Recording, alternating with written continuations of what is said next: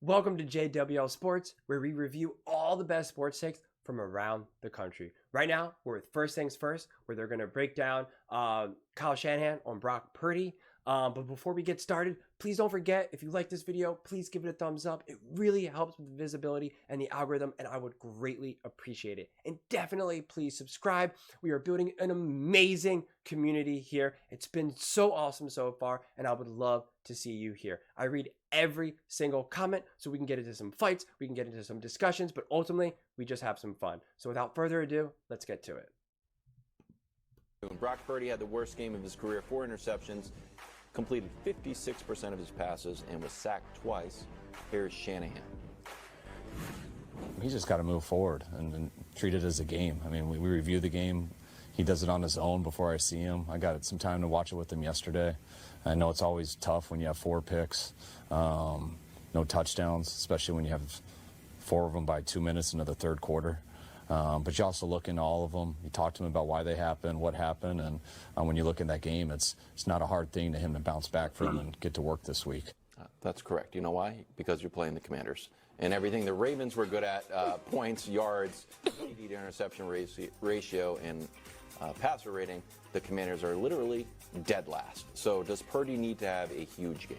He needs to have a clean game. And listen, Before we go any more with that, what's going to drive me crazy is that there's a good chance that Brock Purdy and the 49ers light up the Commanders, okay? Light them up. And then what is the narrative going to be? What are all they going to be talking about on TV? Is Brock Purdy back to being the MVP? Is he the MVP? Should the 49ers be, this or that? And that's going to be exhausting and so annoying to break down because they're playing the Commanders.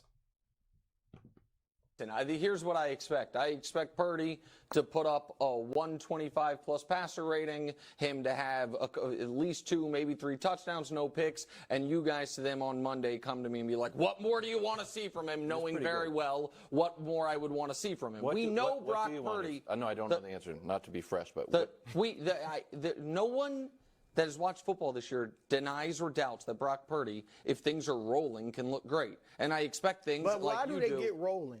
A lot does he have anything to do with it? Yeah, he does. Okay. Absolutely. That's fair. Absolutely. He has something to do with it. No. I think more often than not, he is not the single biggest reason that things get rolling. But yes, of course he has something to do with it. There is no question that when, especially against like the Commanders' defense against the Shanahan offense, Purdy, McCaffrey, all of it, it is, to me, not going to be likely a fair fight. But I do think, Brew, that if he starts the game off with a pick, there will be massive alarm bells going off for all involved, internally or externally. Yeah, I'm with you. It needs to be clean. Look, a big game. He's had tons of big games. Exactly against good teams. Yes. Tampa Bay, the perfect passer rating, Philly, Dallas. are you saying your answer is no here? No, he doesn't have to have a huge game. No, he doesn't have to have a big game. I agree. He has to have a clean game. He could even have a interception. I don't know, like if he throws for 3 touchdowns and an interception, I think that would be okay. It's obviously not ideal, but I just don't think he just has to have a pretty good game, right? He has to leave that game being like, yeah, I played pretty well, made a couple mistakes, but overall, a good game. Got to clean some things up. But yeah, I mean, like if he has a game where he only has like 1 touchdown and an interception or something, or let's say they win, they play pretty well, but he has like no touchdowns and I don't know, a 60% completion percentage or something like that, I would say that would be kind of unsettling. If you're a 49ers fan, because you're just kind of like, ooh, what's kind of going on with Purdy? Has he lost confidence? Things of that nature. I think Shanahan is going to be pretty conservative with the play calling right now because he's going to want easy victories for Purdy, right? I don't think fresh out the gate, Purdy's going to drop back and throw, like a 50-yard bomb here. I think it's going to be the same stuff that they've always have done, work the ball to Debo, work the ball to McCaffrey. I'm not going to say that they're going to do dink and dunks, but they're just not going to get cute. They're not going to put Purdy in a situation where maybe there is like a 50-50 ball and it's like just go up and get it. That could potentially lead to an interception, which will then only kind of just get in Purdy's head more. So I think this is where we'll see Kyle Shanahan's offensive mind shine and his understanding of how important it is to get the quarterback's mind right. And I think they're going to really set it up so Purdy's job is very easy against the Commanders. So I think the chances of Purdy having a bad game are pretty slim, but I think it's possible. I think if it happens, then it really, put it this way, what separates a good quarterback and a backup quarterback is usually this. A backup quarterback, and a good backup quarterback for that matter, can definitely rip off a few games in a row where he's playing really great, right? Where people, this happens all the time, where people are like, oh my God, should he be the starter? Like, oh my, we can win with him, let's go. And then they turn into a pumpkin and they just kind of spiral, and then they usually will rip off multiple games that are not good. Now, Purdy, people are saying that he's playing above of what he really is, this, that, and the third. He plays a good team, and now he, got rocked, right? Indisputably. Now, granted, the Commanders are exceptionally bad of a team, so it would be more interesting to see him go up against another pretty decent team, like a good team. Like, I would like to see him play the Eagles again, the Dolphins, the Cowboys, just like another more competitive team, right? The Commanders are not competitive at all. So this example doesn't work perfectly, but this will tell us a lot because Purdy obviously had a terrible outing. And if he bounces back, right? And if he really bounces back and plays, really good, to me, what that shows is he's kind of on par with like a Dak Prescott, right? Because this is something that Dak Prescott would do. Play awful in a game, get rocked, and then feast on a terrible team. And then that kind of balances things out and that kind of shuts people up. Wrongfully so, in my opinion, but that's what's. Now, what's always saved Dak from like a lot of true criticism is that when Dak loses against like the 49ers, he then can go and beat up, on Seattle or something, right? But if Dak didn't play good against like the Seattles of the world, then people would be calling for Dak's head. Even Cowboy diehards would be calling for his head. And I think that's what you would see with Purdy. If Purdy now goes up to the Commanders and doesn't play well, they're going to have some serious questions, some serious doubts. I think Brock Purdy proves to be more like a Dak Prescott and less of a, I don't even know. I can't think of just like an average, I don't know, Fitzpatrick, I don't really know, honestly. But I think that's what Purdy kind of shapes up to be, at least this season. I don't think Purdy has the ability to be elite. If we even say that Purdy has the potential one day to be elite, that's fine. I don't believe he has the potential to be elite this season. That I will absolutely plant my flag. Until he proves me wrong, I believe that he does not have the ability to prove that he is an elite quarterback. Or not, he has the ability to prove it, but he won't prove it. He will not really make moves. I do not believe that the 49ers are going to go off and win a Super Bowl and you're going to say, that was because of Brock Purdy. Brock Purdy made that happen. And that's what you need in order to be established as elite. And he will not have that ability. So I think, but he does have the ability to prove that he is a Dak Prescott level quarterback. So we'll see.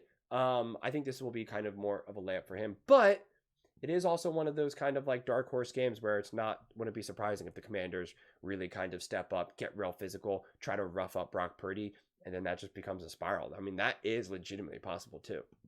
And this is my reasoning, because I don't think the doubters are not going to be swayed by him having a big game. He's right about that. He came back from his 3-game struggle or, slump with a 6-game run that was the best we've seen in history, and that didn't silence the doubters. And so I'm with Nick, and I don't even think it has to be a totally clean game. I'd like it to.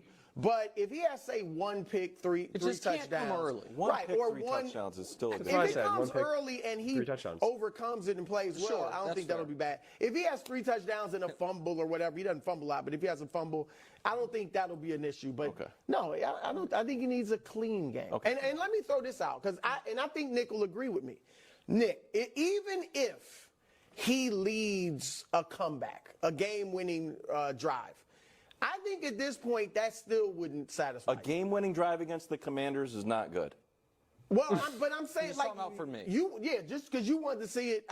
Nobody's worried about the team. I don't think. At least in the NFC. But I think you and others who doubt his ability to come back. A game-winning drive against the Commanders would show us nothing. I actually think. Maybe you'll think I'm crazy here. I think what would make the Niners feel. I think that beating the Commanders 40-0 would not be as good as if they were down 10 at halftime and Purdy let them back. Because you don't think he could lead them back from a 10-0 halftime or 2010 halftime deficit? No. No, I don't. Oh, you don't? No, I disagree with that. The only way that would help, the 49ers would feel good about that, or that Brock Purdy could feel good about that, is if they were down by 10 and it had nothing to do with Brock Purdy. If they were down by 10 and Purdy put up, I don't know, had 2 touchdowns or whatever in the first half, but the offense for the Commanders is just killing it, and they put up, 3 touchdowns and a field goal or whatever, then I would be like, okay. And then Brock Purdy comes back from that, then, right? Because then you could say, oh, well, the defense was tired, from last week and, short week, this, that. You can make those arguments. But if they're down by 10 because the first half, Brock Purdy, fumbles, throws an interceptions, goes 3 and out, gives, the Commander short field position, but then he still comes back in the second half, you're not going to be like, see, Purdy can do it. You're going to be like, Purdy's proven to be inconsistent. Why did he play so bad that first half? He's now had, 6 straight quarters of terrible play, what's going on with him? Like, you're going to have that narrative. So I think it depends on if they're down, by 10 and what's the reason why. If it's Purdy driven, there's going to be legitimate fears and legitimate concerns. I've never seen him do it. Well, he's only played a few games. I mean, right, but if you're Wilds, here's the thing. This is the crazy thing. You always say this, and then we can move on. I promise. That if it's like, if you were an NBA player, yeah, and you're Shaquille O'Neal, okay, and it's like, I just don't believe he can hit threes, and it's like, well, he's never had to. Okay, fair enough. But if you've had 5, if you took 5 over the course of a season, you went 0 for 5, would it be fair for me to be like, if he ever has to do that in a big spot, I don't think he can do it. So I believe the Niners at some point are going to face adversity in the postseason. I don't think he can overcome it. I don't think he can lead from behind. I don't think he nor the Shanahan offense, it can happen without a great player at quarterback. We've never seen it. That's why I'd be more impressed by that than by them winning 40-0. We've seen that repeatedly. I get it, but it's like Kevin can't defend himself in knife fights. It's like, yeah, I'm never in them. I go out of my way to avoid them. He's playing fine, but that's not the goal. I think it's kind of fair. I understand what Nick is saying, but just because something hasn't been done before doesn't mean that it can't. So I don't think you can say, because I am a firm believer where you have to prove that you can do something before, you're crowned as you can do it. I do agree with that. So I agree with what Nick Wright's sentiment is, but I agree with his conclusion. His conclusion is that Brock Purdy can't do it. If you think that Brock Purdy can't do that, just straight up can't come back at all down, well, then you're saying that Brock Purdy is just not a good quarterback at all. And I just don't think that Brock Purdy is just a complete scrub of a quarterback. I just don't. He's played too good for too long over a stretch to be like a complete scrub.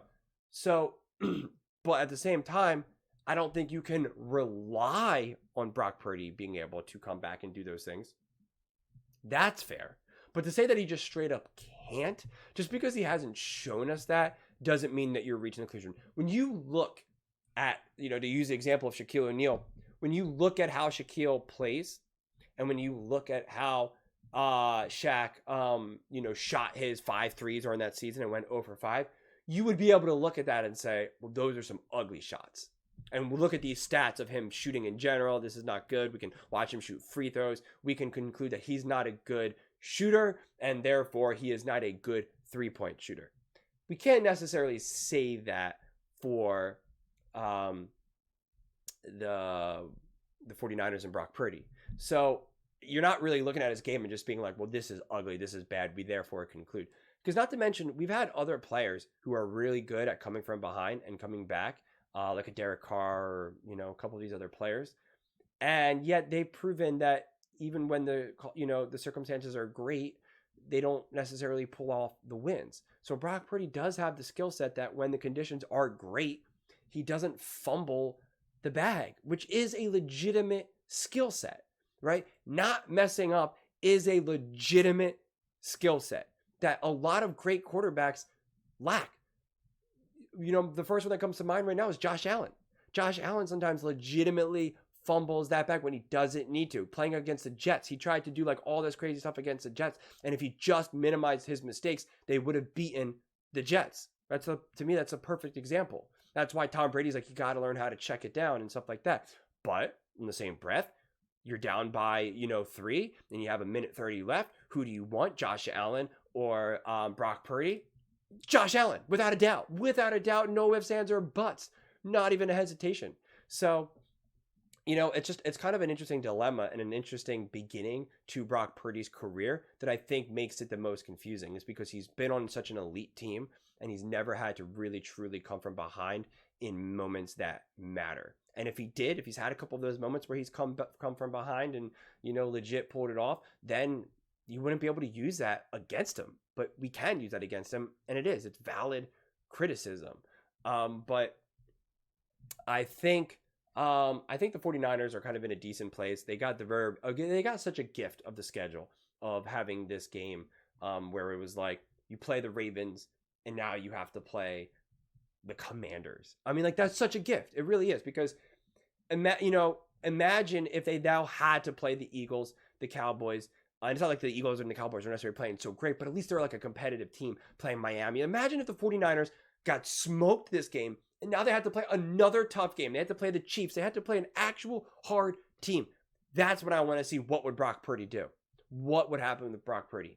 To me, that would tell us way more about who Purdy is than him beating up on the Commanders or even coming from behind against the Commanders, because it's the Commanders, okay? Let's be serious here. I'm not even so sure that the Commanders even want to win this game, honestly. I don't think the owner group wants to win this game. Obviously, I think the players do, because the players never really want to tank, and the coaches definitely never want to tank, but the owner and the GM might. So I think, this is kind of from Purdy's reputational standpoint, I think it's irrelevant, and it's a kind of a lose-lose, and he can't improve his stock with a win. I think if you're a diehard Purdy fan, you'll use this and be like, that's right, 4 touchdowns, no turnovers, 130, what QBR, whatever. And it's just like, no.